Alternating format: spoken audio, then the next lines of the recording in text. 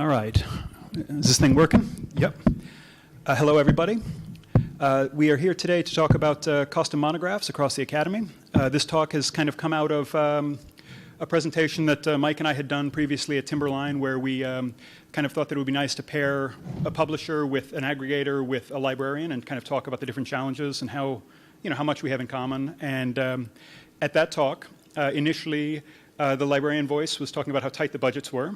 And we took a look at this and said, this is, grim and grimmer here. So we went out and actively sought out Bryn Geffert from Amhurst College Libraries. And because of their recent publishing activities, we thought that this would allow us to end on a more positive, bright note.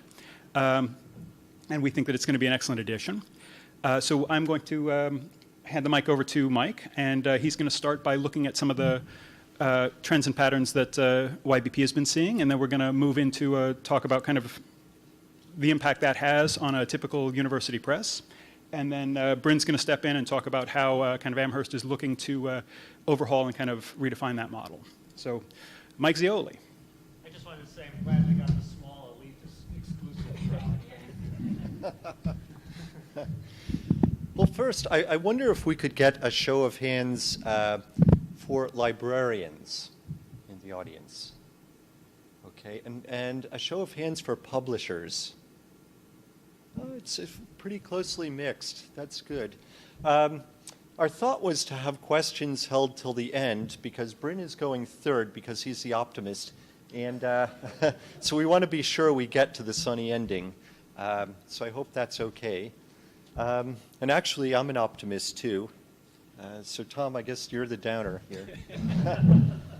All right, so they asked me to show the trends that we're seeing, and I also have a footnote on open access because this is something that we're all getting involved in. This is from ARL. I'm sure you've all seen it. It goes through 2013, so it's a few years behind. But that is library expenditures as a percent of total university expenditures. So that's the trend line. And that pretty much drives the rest of us. You may have seen this article. It was in Inside Higher Ed this summer, this August. Carl Straumsheim is really a great writer for them. I love his articles. So he did an article on the challenges university presses are facing. This bit here, you can go and look at it. It's all data that's public from that article. This is from Charles Watkinson at the University of Michigan Press. In 2005, they published 155 titles, sold about 300,000 copies, and earned about $5 million from that. In 2016, their new title production dropped by 46 titles, or roughly 30%, and their unit sales dropped by 50%, down to 140,000. Their sales revenue plummeted 40%, and he goes on to say in the article that this is the first year that University of Michigan Press was underwater, and they had to dig into their reserve funds to stay even. And this is a graph that University of Michigan Press published in that article. And you can see the red line is their overall sales, the green line is their monographs, and it goes through 2016, unlike the ARL graph. And so the trend matches, but what's different is this year there's a bit of an uptick, just a bit of one. It doesn't take us back to 2005. And these are the YBP lines, which strangely match everybody else's lines. So our data isn't complete. We don't have all library sales, but we have enough of them that the trend lines are good. I haven't put collection sales in here, and they wouldn't bend anything very much. The digital sales are those lines all clustered at the bottom, so they would be a part of that. The orange line on top are print orders, and you can see this year for the first time in a long time, we actually saw the trend line going the other way. If you saw Lori Huddy's presentation yesterday, that would be one of the things contributing to that I don't want to get down that rabbit hole. I'm just back from the Frankfurt Book Fair, and I had a lot of good news for a lot of the publishers, and it's the first time that's happened in 5 years. The blue line is the print approval sales. Those are still declining, although not as sharply as they were before. And I'll take those digital sales lines at the bottom and blow those up so we can see more clearly what's happening. But you can see in context that they don't come anywhere near compensating for the print decline. So those are the digital lines. The purple one is short-term loan. The red one is ebook orders. The green one is DDA, and the blue one is ebook approvals. I'll start with the bottom. Ebook approvals were declining sharply, and in 2015 they started to pick up again, and they're actually growing. The DDA line has plateaued. The ebook orders line has been relatively flat. It's grown a little, but very little, from 2013 through 2016. And short-term loans have been dropping like a rock since about 2014, which you'll remember started with publisher price increases of those. And then since then, we've seen libraries backing away from them. All in all, I think it's a picture of a market that's maturing. That is, instead of going all one way or all another, these tools are starting to be integrated in different ways as we get more experience with them. So it's very interesting to watch. Now, I want you to watch when I show you the revenue picture of these. I tend to look at units because it tells you what's really going on. But the price changes, if you're just looking at the revenue side of things, it's a different picture. So watch how those lines change. Watch the red ebook orders line, which has been flat since 2013. It grew steadily until this past year. So that's showing you publisher price increases on ebooks. The green line DDA pretty much matches. Ebook approval pretty much matches. And short-term loan, where you saw it dropping like a rock from 2014, the revenue continued to grow until this year, where it started to drop because all the price increases had been implemented, and now they're catching up with the unit sales. Here are some key metrics. So you can see that from 2012 through 2014 to 2016, what % of library budgets are being spent on ebooks through YBP, but it matches what we're hearing. So it moved from about 12% 4 years ago to approaching 30% currently. Again, this doesn't include our package sales, so it would be a few points higher than that, higher than the 27. The average ebook price has gone from $98 to $123, so it's quite a jump in those 3 years. The average short-term loan price has gone from $10 to $22, and I'm sure you all know that's still growing. We expect it will probably hit somewhere around $30 by a year from now or less. And interestingly, the print on the far end has just stayed flat. Now, that looks like a grimmer picture. That is the previous slides we saw. But actually, this slide is better. First of all, you see the red line, which is our total sales growing, and print growing. Digital is actually just flat. But that dark gray line is the number of DDA records we sent. And those represent books in library collections. And it's $1.3 billion worth of books out there at this point. So while the sales trends may not look great, the content is out there. So that's a ray of sunshine. This is a graph showing for this current past 12 months the distribution of library content to libraries. So you can see the orange and the blue slices on the left side are print orders from libraries. So it's roughly 50%.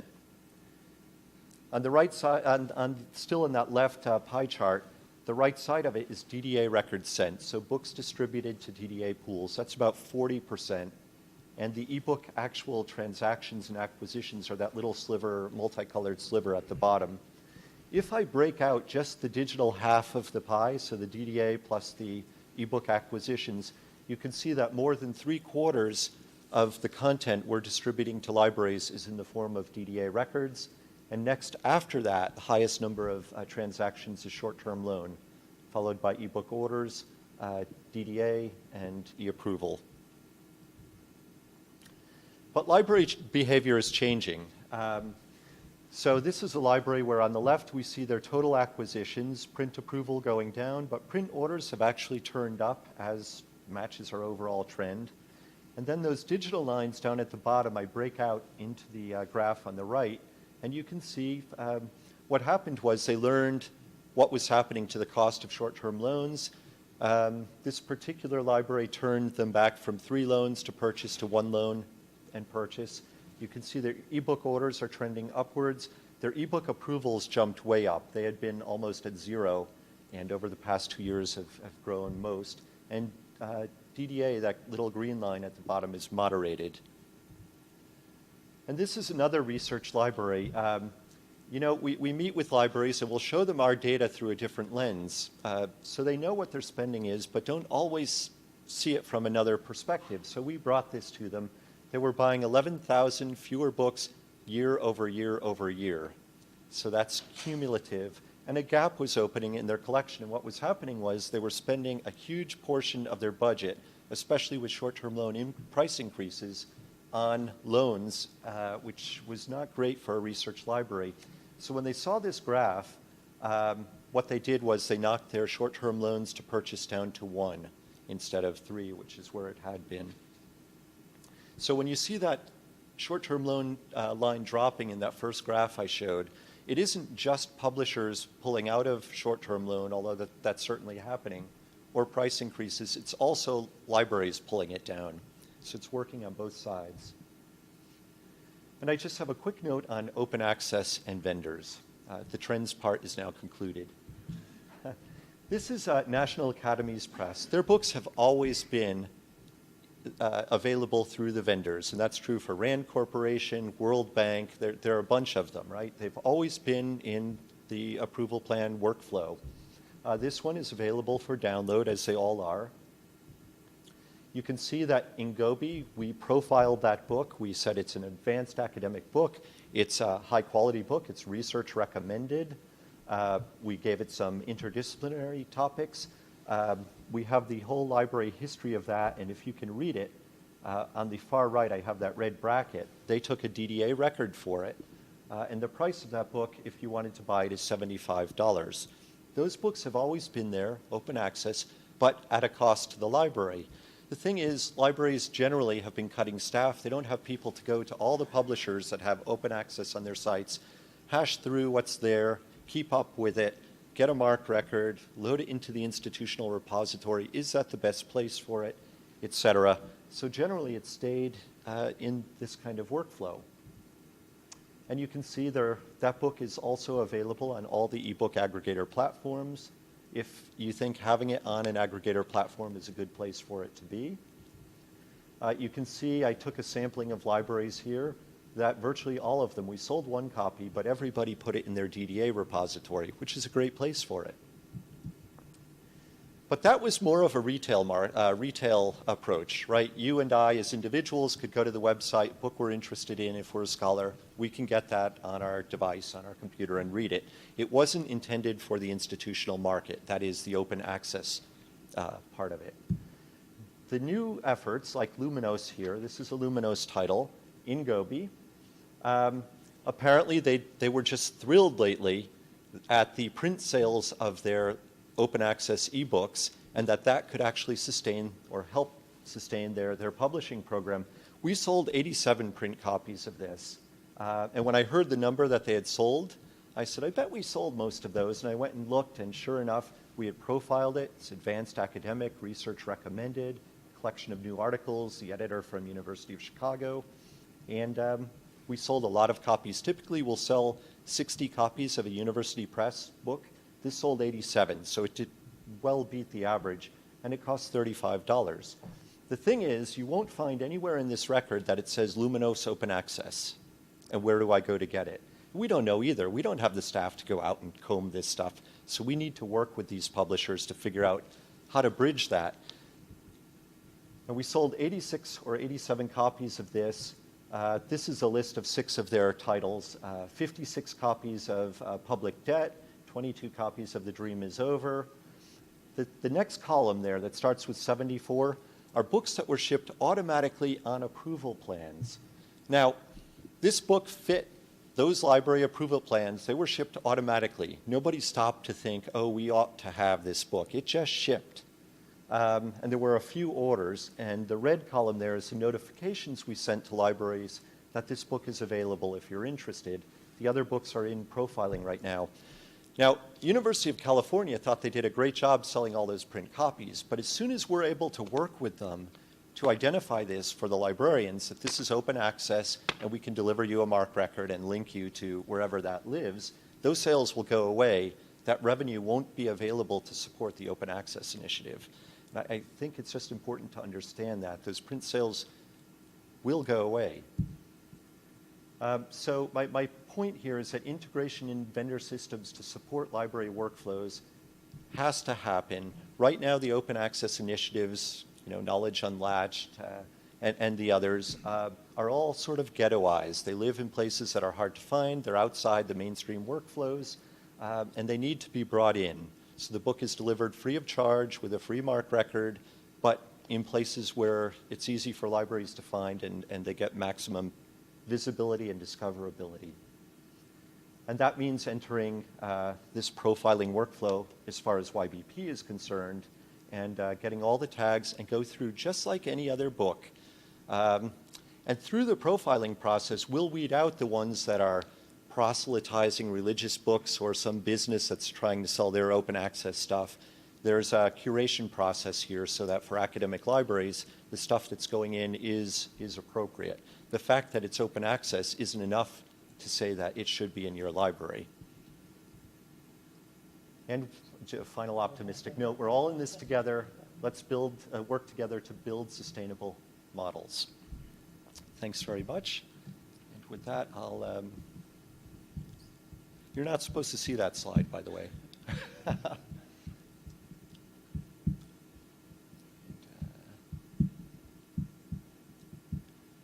Tom Helleberg. All right. So my goals here, I want to pick up on where Mike brought us and kind of that ARL slide that he showed with the overall drop-off with the budget, that's the real meat and potatoes of what the university presses are up against. The channel breakouts, the DDA versus short-term loans, that's small maneuverings, as libraries are trying to do more with the reduced budgets. But from the press perspective, we're trying to deal with the fact that one of our major audiences now looking at tighter constraints and has been for quite some time. So starting from there, I want to look at UW Press, both as an organization and from the perspective of a single monograph, to kind of outline the basic cost structures that we look at when we're putting these projects out into the world. For our librarian colleagues, this is hopefully can be a little informative about what we're up against. For our press colleagues, hopefully you can give me some, confirmation, just say that's right here and there. Prior to joining UW, I was business manager at NYU. Prior to that, I was a production manager. Prior to that, I was an editorial assistant. So I have been all over the shop, and what I'm showing you for UW is very reflective of a similar size press in the AUP. So we are 21-person shop. We have around 50 to 60 titles a year. We're about 60% monograph. The typical budget here, you can see, this is our revenue. We're around a $3.7 million press. Of that, we got about just about 50% is owned sales. We have a robust distribution business. We got about $750,000 worth of distro sales across about 120 client presses. Some of these are large, like UBC. Some are smaller. We have individual title clients. That's about 18%. We get a significant chunk of state support. The state support shown here, 18%, includes forgiven losses at year end. We also have about 8% endowment and grant releases, 7% individual title subsidies, where we'll go out and kind of advocate for books and try to bring in funding. This is a mix of home institution support. Very often, departments will have funding. This will be foundations that are interested in the fields, pretty much borrow, beg, and not steal. Any source that is willing to help out with monograph production. And we have other, which is, it's a little bit of kind of shared expenses at exhibits and things like this, service fees. When you look at the expenses that back this, we've got the same roughly $3.7 million pie, of which about half is salary. We have out of the 21 staffers, we got 5 acquisition staffers. We got 5 production staffers. We got 5 general and admin. So this is to say that when you look at the basic expense in running the shop, there's a big piece of this that's just fixed regardless of how many books we get through. When you think about that acquisition staff, with our output, you're looking at about $5,000 to $6,000 worth of fixed cost just to get the manuscripts in the door per title. So there's a lot of baked-in stuff here that doesn't move. Cost of sales fluctuates between mid-30s and 40%. This is printing, this is warehousing, royalties, commissions. Biggest piece is printing. About a little under half of that cost of sales is printing, paper, and binding. About 10% is commission sales, where we're paying a rate to a sponsor, to a distribution partner.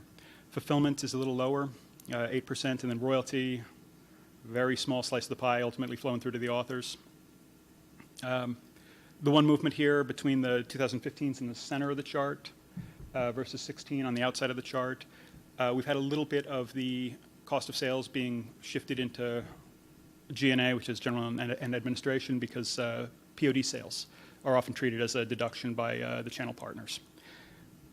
So in reality, that 36% cost of sales for 2016 is a little on the low side. We're probably still closer to 38, 40. Okay. Whoops. University of Washington Press is a member of the Association of American University Presses. There's somewhere around 130 member presses, both foreign and abroad. Within the association, we tend to break up into a four-tiered grouping system so that we get a better sense for benchmarking and comparison. Smaller houses are Group 1s, everybody up to 1.5 million. Group 2 is 1.5 to 3 million. UW is right at the bottom end of this, about 1.6 million in owned sales, exclusive of distribution business. Group 3s are 3 to 6 million, and Group 4s are the big boys over 6, and that's a small elite club. That's the Harvards, the Cambridges, the Chicagos, Johns Hopkins. And I'm just raising this point because it's a real mixed bag. What is true for a Group 1 is certainly not true for a Group 4. It's not totally homogeneous. Different models, different approaches. This group conducts annual statistical surveys where they do a very comprehensive breakdown, press by press, and then they roll it up so you can see how each group performs in metrics such as how many titles per capita, what the inventory write-down reserves are, any little detail you want, you can get. It's a wonderful survey, but I think you got to be in the association. So this might be more for you publishers than for you librarians. But coming out of this group, Mellon and Ithaka commissioned a Cost of Publishing Monographs study last year. This was conducted by Nancy Maron, who's currently 2 ballrooms over, talking about the survey in great detail. UW was one of the presses involved in this study. They collected a group of 20 association presses, 5 from each group. They asked each press to submit 20 monographs for detailed study, and then they sent out personnel to have in-person sessions both with staff and with management, try to get a handle on how staff time was allocated beyond the direct expenses of producing monographs. This was intended as a planning grant for figuring out the possibility of an open access universe, try to get a handle on what it costs to get to copy 1. The study gave no consideration to printing, production costs, post pre-press work. Gave no consideration to sales history, gave no consideration to any kind of price or discount stuff that might be bordering to collusion anyway. So the goal was to think about this purely as base work for open access, not kind of trying to make the monograph ecosystem function better.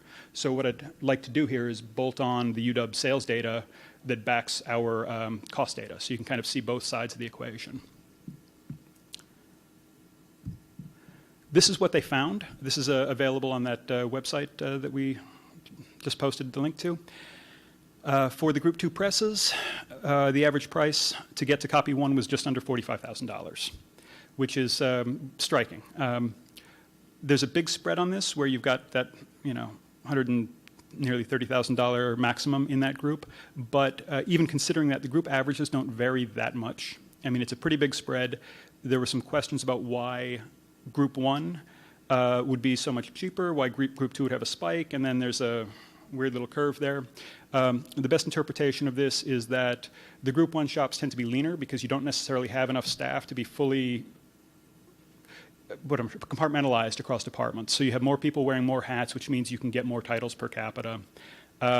Group 2s, you kind of get more specialization, but you don't have enough volume to really get up to scale.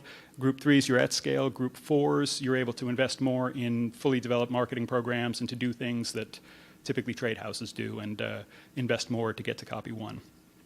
But you get that spread in the $30,000 to $45,000, $50,000 range here between the groups. When you look at UW in specific, here's what our data revealed. We have $13,400 worth of staff time sunk into every book that comes through the system. The staff overhead and the press level overhead here, these are general and admin staff that aren't attached to specific books, or these are things like rent, insurance, legal services, other university assessed fees.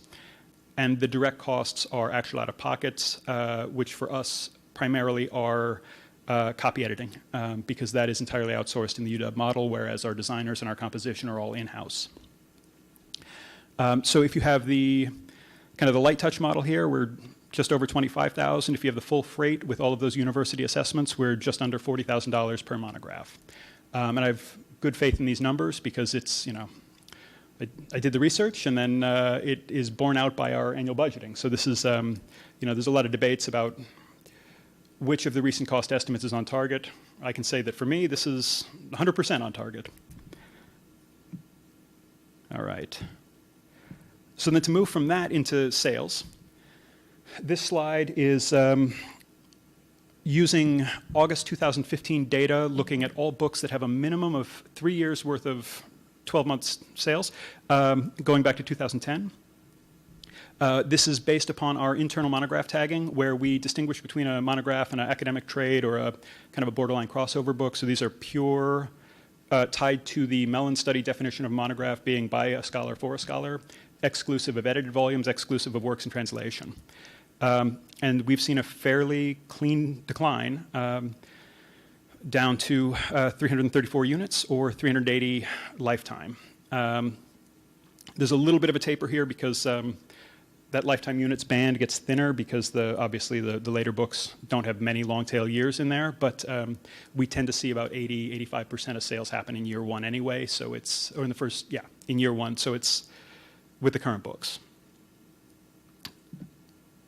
This is a couple other ways of looking at that same kind of trend line, where we break out specific types of bindings and pub models. The stuff up top in purple, we're looking at the monographs that are jacketed cloth first, with a subsequent paperback. Below, we're looking at the cloth portion of duals. First year sales are a little more jagged on both cases because you tend to have just variance in uptake, how quickly they get out into market. But when you look at it on the 3-year basis, which is the 2012 to 2014 portion there, a lot of that gets normalized. You can see a more clean decline in those 3-year numbers. And again, it's slight, but when you're talking about quantities at the 350 or the under 60 cloth copies, every one matters. And then to look at this in terms of dollars, this is the same data set as the first of the slides in this set, pulled August 15. We're looking at just under 10,000 in lifetime sales. We're looking at just under 9,000 in first year sales. And I do want to bring up a thing here with, there was a line in James Neal's opening remarks the other day where he says that progress is the result of everyone trying to live beyond their means. And that really resonated with me for a couple of reasons. On the one hand, it seemed to be a real succinct summary of the drive towards DDA and short-term loans, where you're trying to do more with the budgets you have and you're trying to get the content in.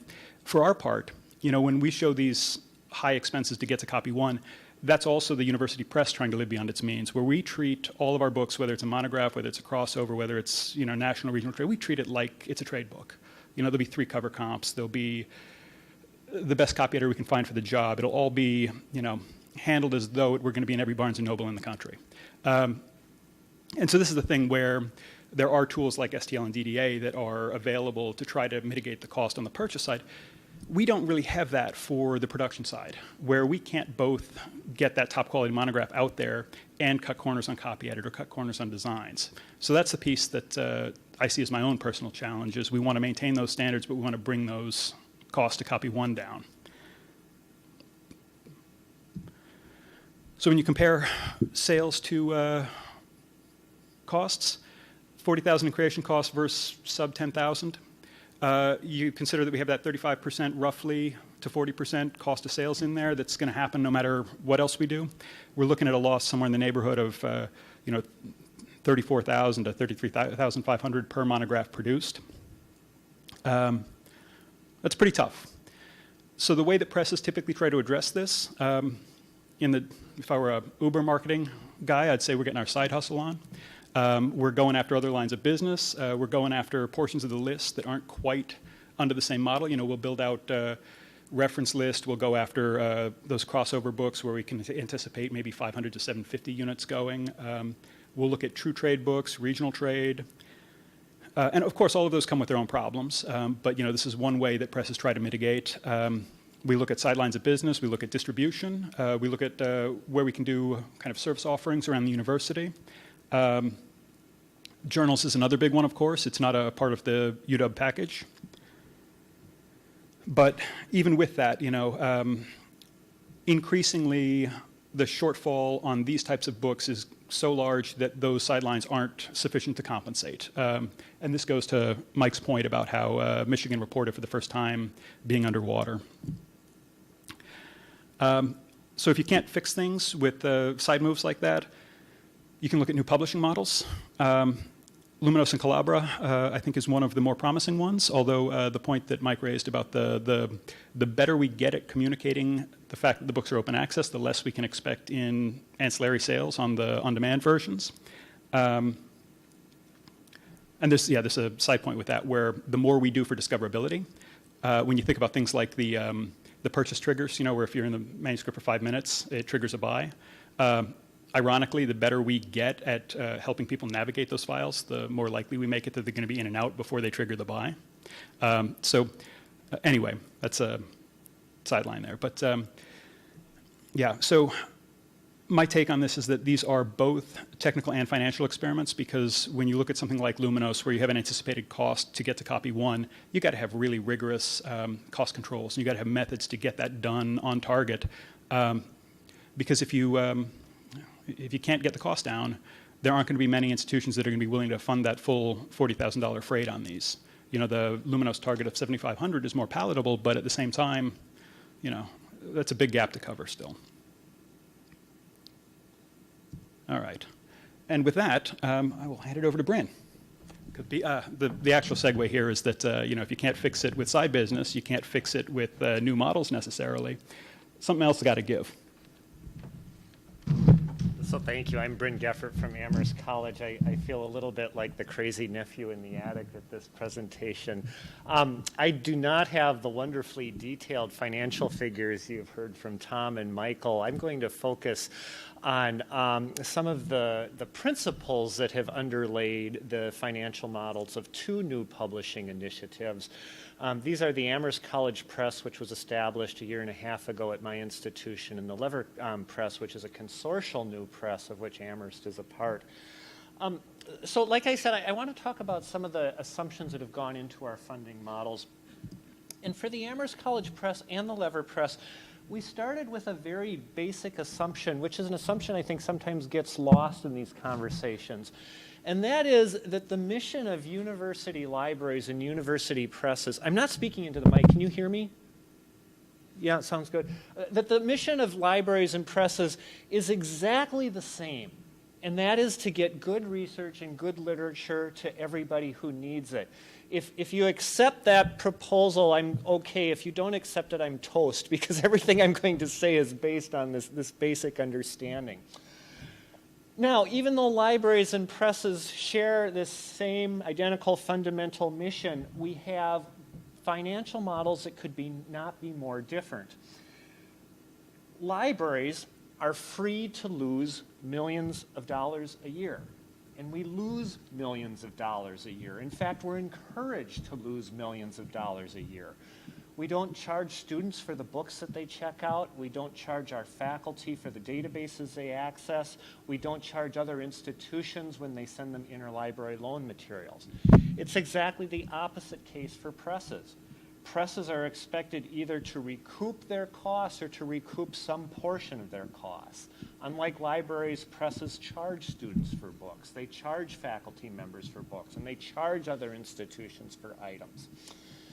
In sum, the library is expected to lose money, and we librarians have become quite expert at losing money. We do a very good job of this, where on the other hand, the press is either expected to break even or, if that's not possible, to lose only some percentage of its expenses. And I propose that this is rather silly in light of the fact that we share the same fundamental mission. And again, it's this assumption that's led to the Lever Press and the Amherst College Press. Here's my second observation. Librarians and presses spend a lot of time and a lot of wage labor moving money around. Libraries employ bookkeepers and purchasers to pay invoices and to track expenditures. These are expensive positions. Presses also employ bookkeepers and sales agents. These are expensive positions.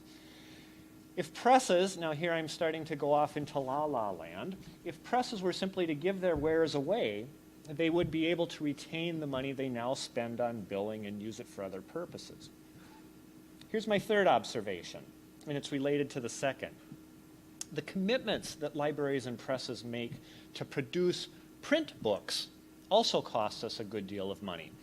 For presses, that's the cost of printing, it's the cost for inventory, even if inventory is outsourced, warehousing and shipping. Studies have indicated that these expenses are not a terribly significant piece of press budgets, but they're something. It's even worse for libraries. Libraries spend a tremendous amount of money taking care of print books. Paul Courant's famous study back in 2009, Courant is an economist at the University of Michigan, found that it costs libraries $4.26 per book per year, per print book per year. That was in 2009 dollars. He extrapolated that out, and it concluded that it costs libraries $142 per print book to keep a copy of that print book on the shelf over the print book's lifetime. So in other words, we librarians are paying double the purchase price of the book simply to preserve that print book. And here's observation number 4, and then I'm going to get into our financial models. All of these costs I just named are costs that are in service to a model that denies the books that we create and acquire to the vast majority of the world's population. We spend a good deal of money, in other words, in limiting supply. We spend money to actively deny access to these works. So, to return to our mission, which I say is a common mission, to get books, the best possible literature, to the most numbers of people, we're not doing a very good job of it. We're operating in direct opposition to our mission. So at Amherst, we decided to create a publishing model in service to this mission rather than in opposition to it. And the model acts like this. It says that we should not expect presses to cover their costs. Right? We're not going to impose that burden on the new press. What we're going to do instead is try to create a press within the library under one house whereby the library is funding the press's costs. The press, just like the library, is going to lose money, and we're going to cover those losses by pushing money from existing library budgets over to the press budget. So, here's how we funded our little venture at Amherst, and we're a tiny little institution. At the library, we took 2 positions that opened up through retirements in the library, and we gave those positions to the press. We identified some existing endowed funds, and we pushed those endowed funds from acquisitions over to the press. We also canceled our contract with Elsevier to Science Direct, which gave us $350,000 a year. All right? This is our budget. Everything we do comes from these 3 sources. We are also doing fundraising, and we've had some success, some surprising success with fundraising, but we aren't counting on fundraising. Even if we don't see a dime of revenue through contributions, we're going to be okay. Now, around the time that Amherst established its press, the Oberlin Group started looking into forming a consortial press. Those of you who don't know the Oberlin Group, it's a very loose federation of about 80 liberal arts college libraries. If you look at the U.S. News and World Report list of top institutions, liberal arts institutions, these are the 80 libraries in that group. And the Oberlin Group, after launching some serious studies with consultants out of the United Kingdom, concluded that there was room in the market for a new university press and that it would try to establish this university press under the model I mentioned. The best possible literature to everybody who needs that literature. What the Oberlin Group decided, first they decided to call this thing the Lever Press, and then they decided to partner with existing presses to run the operations for the Oberlin Group. They sent out RFPs to a number of university presses. We got proposals from some really good presses. The winning proposal came from a joint proposal from Amherst College Press and the University of Michigan Press. And this proposal, Amherst offered to run the editorial side of the house for this new publishing venture, and the University of Michigan offered to run the production side. The governance of this Lever Press comes from member institutions. All institutions that contribute annual money to this can have a seat on the board. This oversight board then promotes and selects an editorial board which runs operations. The funding was very simple. We started passing the cup among like-minded institutions, and at the end of the year, we had pledges from 53 schools. These are the schools that signed up. We wanted a pretty diverse group of supporters, so we made contributions dependent upon schools' acquisitions budget. We divided them into 4 tiers. We said those with the lowest acquisitions budget could give us $2,000 a year, up to those with the highest acquisitions budget, $8,000 a year. All told, we raised $1.3 million, which is going to fund us over 5 years. And if our numbers are correct, we are, in that 5-year period, going to be able to produce 60 books, all of them open access, all free of charge. I could go more into the details, but I know we're limited for space, so I'll leave it at that.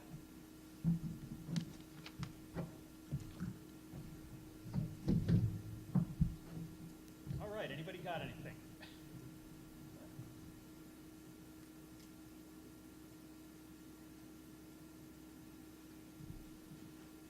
So this is a question for Michael. Before, do you know Tom? You're from the same institution. We have attended this conference.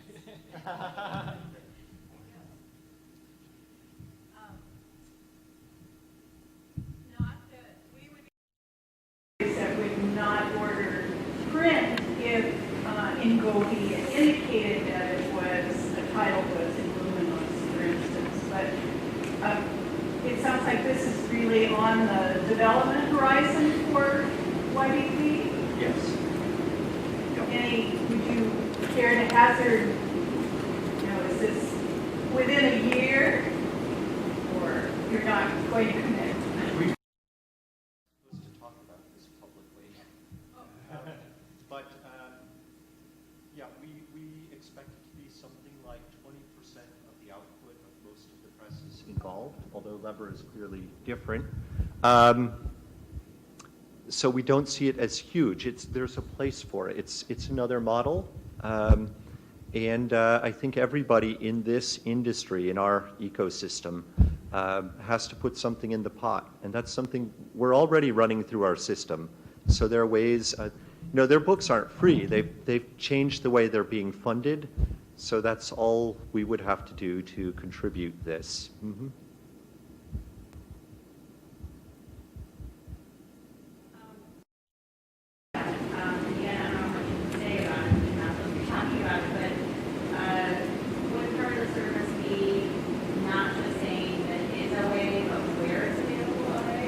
Well, what's interesting about National Academy's press title, right? That's on all of the ebook aggregator platforms, and it's on Kindle, for example. None of the Luminos titles at this point are available on aggregator platforms, so you have to go to where they're storing it, right? I'm sorry, can you I lost. Are you going to be able to show libraries where they can find the Yeah, OA? absolutely.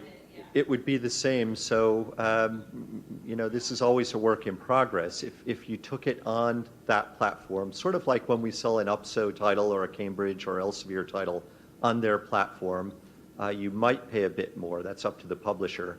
But it's also available with different DRM, et cetera, on the aggregator platform. So we'll list out what's there and let the library choose. It might be for some that they're aggregating everything on the eBury platform, so it's convenient to house it there and pay something.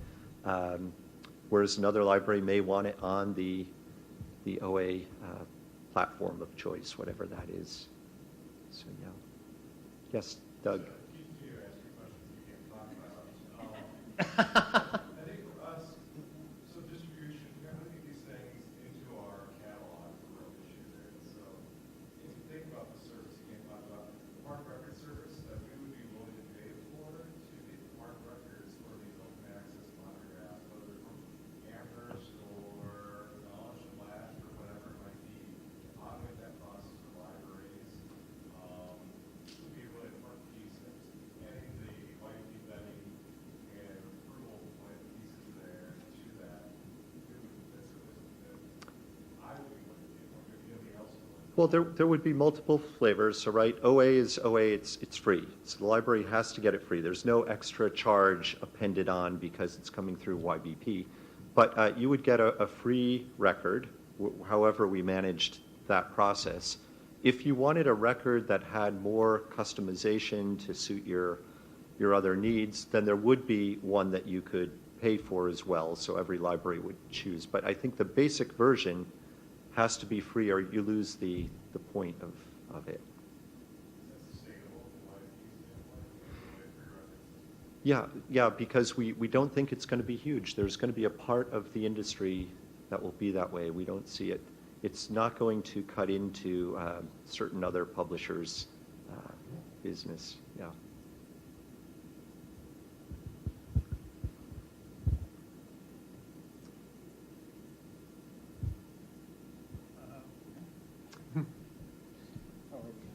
This is the awkward silence part. It's supposed to be a lively lunch. Come on. So does that imply that, I was just going to say that the whole point of supporting OA models to make them more sustainable and grow is already included. It can only be a small percentage. Well, right. I mean, you're not going to get all of the Oxford, Cambridge, Wiley, Elsevier, Taylor and Francis, and yada, yada down the line, all of that open access. I don't know where they would get the financial support for it. And it may happen. I mean, I'm not talking 100 years from now, but in the next 5 years, that's not going to happen. Whereas there is a certain portion that is happening now already. Luminos books are out. Knowledge Unlatched is out. Lever is about to come out if I took good notes. So, and in 100 years, I won't worry about it. I'll be retired. If I could plug in something. Like when I'm talking about the monograph portion of the list, it's about half of what we do. And I really do think it's inevitable that it's going to go in this direction. I mean, because books like the ones that I was showing the model for, like that's not just unsustainable in its own right, it's also detrimental to the trade-facing and public-facing portion of the list. And so if that stuff doesn't go that way, even if we do maintain a for-sale commercial portion of the list, something's got to give there. And it is complicated, as Mike says, where you have the other big players in the mix that are never going to go full OA on any of their product. And that's the difficulty, is that if we're operating in the same pool, like we can't even say uniformly UPs would like one thing because, you know, Cambridge is among us. But at the same time, there are presses where they may be entirely the monograph portion of the list. They may be entirely a library market. Yeah, so it's the biggest challenge, I think, to solve is how you balance that both when you have a house that has split output and when you have a pool of producers that have radically different goals. Yeah. There's a question here. I agree that obviously something has to give in terms of the amount of money spent on monographs versus the trade articles. But I think in the Overland group and for all of the publishers, would you say that the marketing services accorded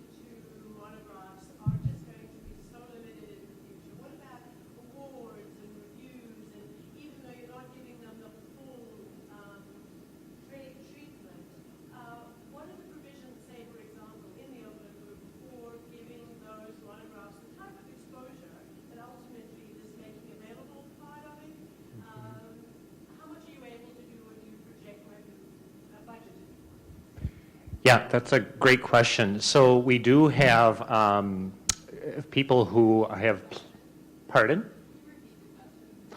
Oh, yeah, the question was how much has the Oberlin Group and the Lever Press budgeted for outreach and publicity, correct?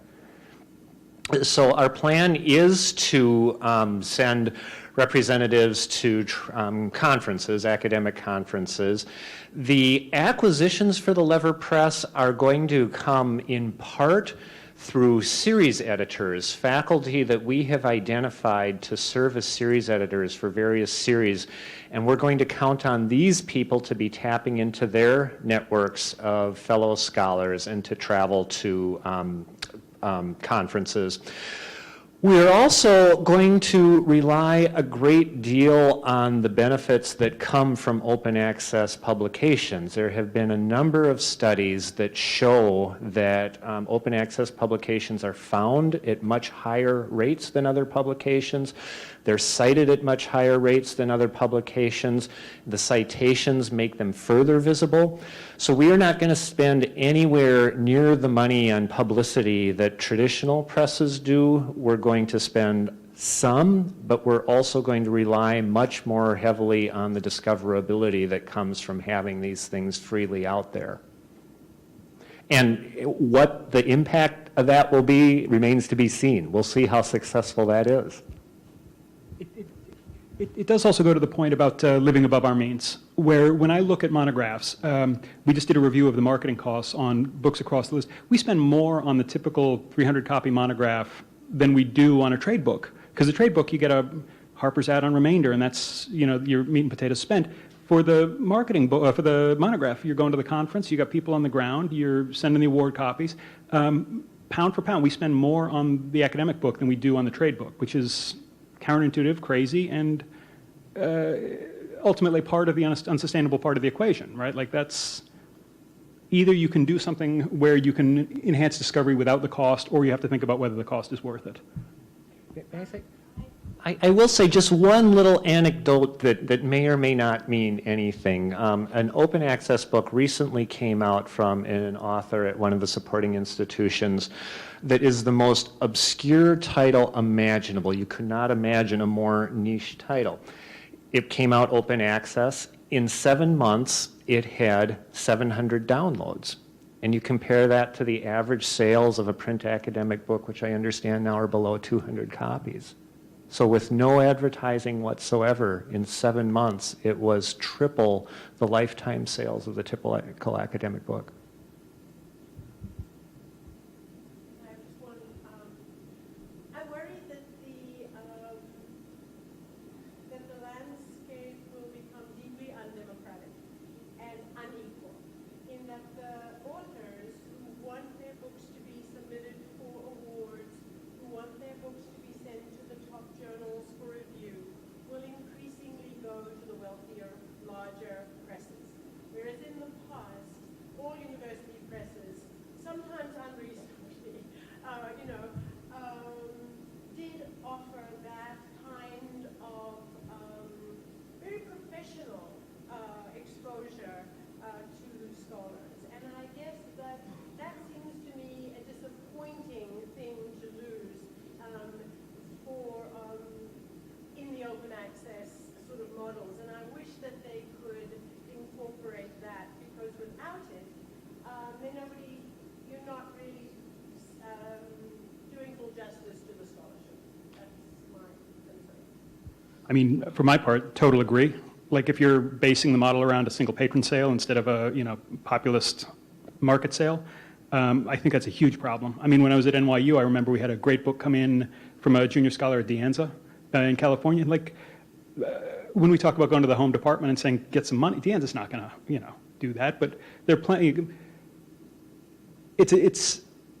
That's a big problem. I mean, this is something where, you can talk what you want about models, but this is something that I think has to be figured out, and it's going to take, top-level thought, and kind of the whole institution has to think about how they do this. I mean, for the Luminos model, I believe that a portion of the funding comes internally. So essentially, it's 50-50, or 10,000 comes from CDL and 7,500 comes from the person bringing the project, whether they can underwrite it or not. So maybe that type of support model where you have some other stream where you can tap into. And I might be wrong, I might be misremembering. I think that the royalties coming out of that project are fed back into the pool to create like a scholarship kind of seed purse in order to fund later publications.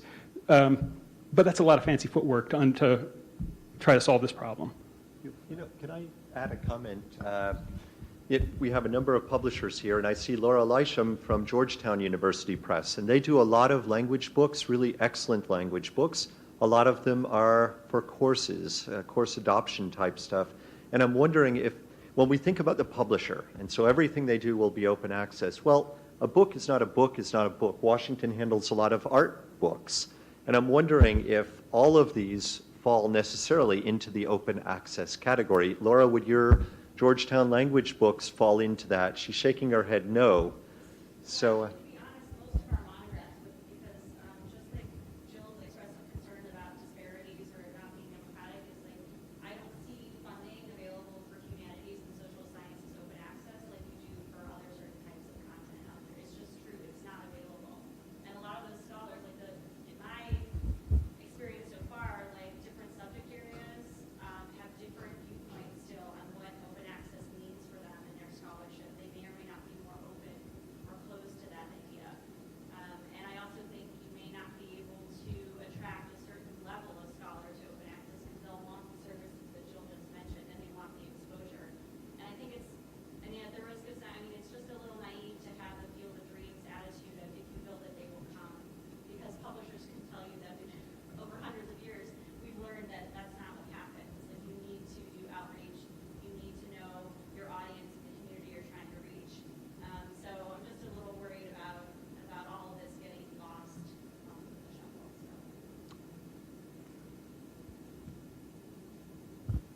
So. No, I'll pass. I need to think about that one. It's just not probably just going to be an avalanche. There's going to be, like with everything else, back and forth, and we'll. I do take your point very much about the risk of undemocratic behavior here. And when we were establishing the Amherst College Press and the Lever Press, we were bothered by the Luminos model because Luminos is seeking contributions from authors. And we know that authors in the humanities do not have that kind of money. So we made from the outset a firm commitment that we would not charge our authors anything. We do not seek any money from authors. We're covering all that on our end.